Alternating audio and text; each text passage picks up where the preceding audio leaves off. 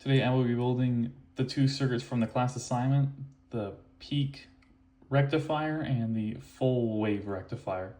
So the first one I'm going to be building is the peak rectifier. So first I'm going to start with an 1N4148 diode and an AC supply. And I believe a capacitor. What's a capacitor? I'll wire this up.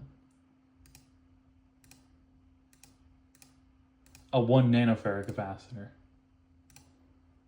And then I'm going to measure the voltage.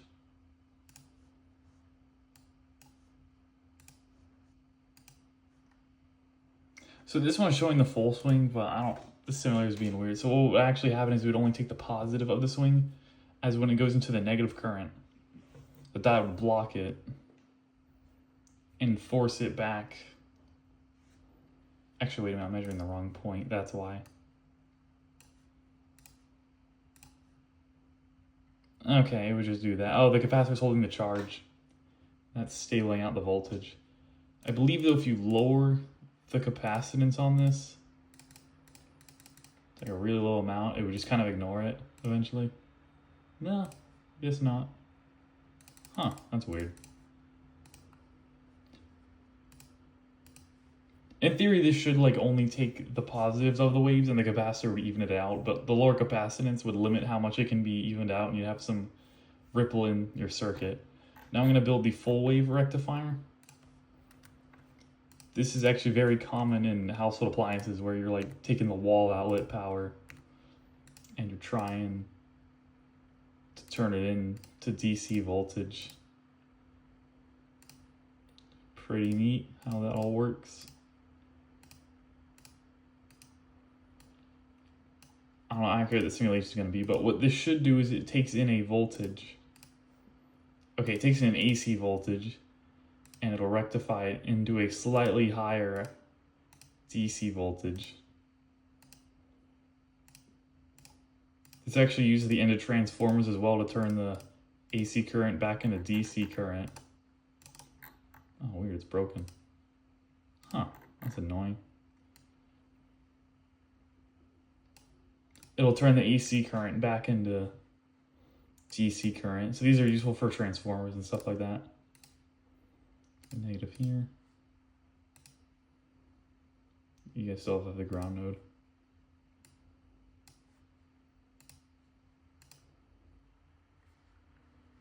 This one's behaving weird too. There would be some ripple, but it would be in the positive. It wouldn't be in both. So that's weird. Oh, I was using the wrong voltage set. An arbitrary voltage. That change anything? It doesn't care. Okay. Well, this is how the circuit should build. These are supposed to take an AC current and rectify them. I don't know why the simulation's doing this. It should just put out like a normal DC current.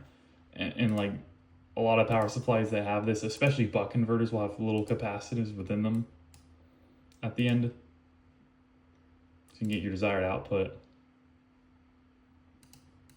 It would greatly reduce the ripple.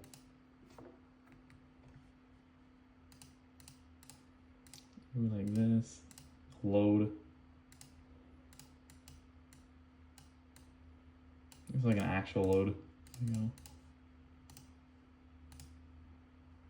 No. Oh, yeah, it is doing it to like a little miniature voltage. Not even a picovolt.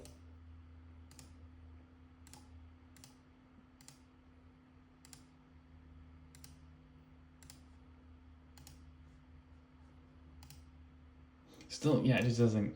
That's annoying. It doesn't respect the diode. I don't know. It doesn't really seem to care about the diode that much in the simulator. But this is how the circuit should work. This is how it can be used in other applications. I would set up a mutualism, but I do not have a capacitor and a resistor. So I'm kind of limited on that. So if you want to set it up in waveforms, I guess you'd open up waveforms. Okay. I guess not. You make a scope to measure voltage, then you make a waveform, and that would allow you to select your voltage for your AC current you're putting into the diodes. And then you configure the diodes in almost like a little square, like they're all facing the same direction. Like you line up 4 diodes in a row and then you curve them around to back into each other. And then between any 2 branches, as long as they're parallel, you put your input and your output as long as they're like across, and then you ground both of them, and that's how you will make a rectifier. And that's all my video.